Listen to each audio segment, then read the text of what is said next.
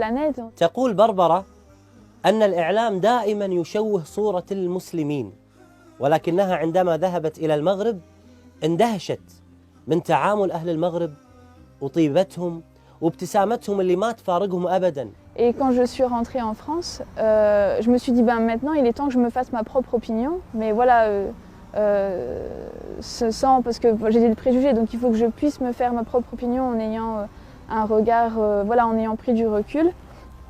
Mais ma démarche était vraiment par curiosité, quoi, uniquement par curiosité. Et donc quand j'ai commencé à lire le Coran, à étudier, donc je me suis dit vraiment il faut que je le lise. Et j'ai commencé à réécrire les versets en français. Et je me suis dit il faut vraiment que je prenne du recul et que je ne le lise pas avec mes préjugés, mais vraiment avec en essayant d'avoir un œil nouveau. Donc, et ça pendant 6 mois. Et لم تكن 6 أشهر سهلة بالنسبة لبربرة، فقد قرأت ترجمة القرآن بشكل عميق ودقيق، وبحثت عن الشبهات والرد عليها، واكتشفت الجانب الآخر من شخصيتها. إنها بربرة المؤمنة بخالقها. J'ai surtout lu le Coran en fait. Ça a été vraiment, j'ai vraiment essayé de lire et de comprendre. Et moi je viens d'une culture chrétienne, enfin catholique. Et, dans la religion catholique, très tôt, il y avait beaucoup de choses que je ne trouvais pas cohérentes ou logiques, donc je m'en étais écartée. Et تذكرت تلك الأيام التي قرأت فيها القرآن لأول مرة، وتذكرت كيف كان الله يخاطبها مباشرة. إنه شعور جميل وبنفس الوقت مؤثر. ما هو شعورك الآن؟ Justement, quand je lisais le Coran, je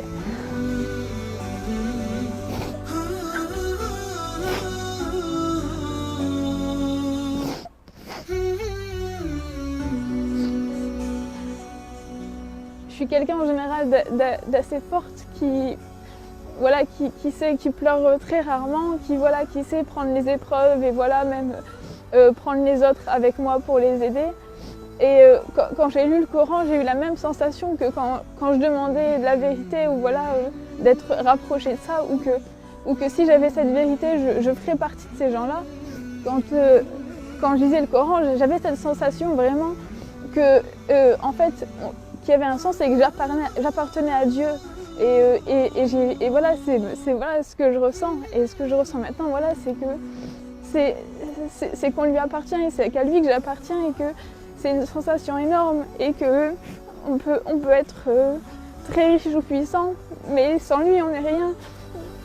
Et je pleure rarement, c'est vraiment, mais quand je reparle de ça, j'en parle rarement parce que c'est quelque chose qui me prend vraiment et je sais que sans mon Seigneur, je suis rien, que j'ai pas... je ne sais pas à l'heure actuelle, si j'étais pas devenue musulmane, il y aurait aucun sens dans ma vie, qu'il y aurait pas...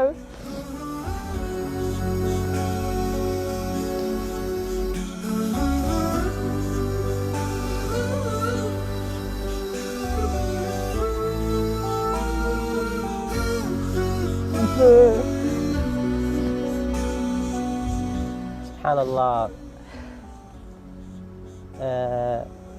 يعني أحيانا لما أجلس مع هؤلاء الذين دخلوا في الإسلام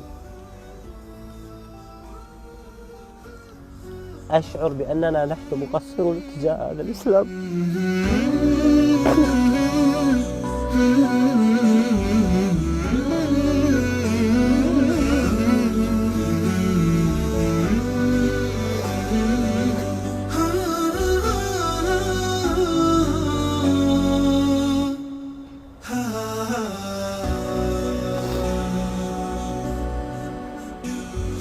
أقول ماذا قدمنا نحن للإسلام؟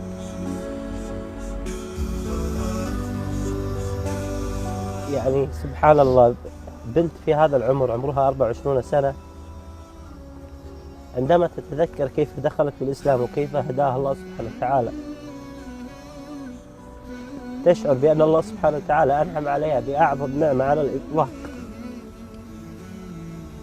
وهي هذه النعمة التي أنعم الله سبحانه وتعالى علينا بها، وهي نعمة الإسلام العظيمة.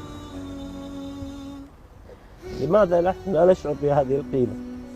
وماذا نقول للنبي عليه الصلاة والسلام الذي تعب واجتهد حتى نشر هذا الدين، ونحن ديننا لا يتعدى حدود منطقتنا ولا يتعدى حدود دولنا.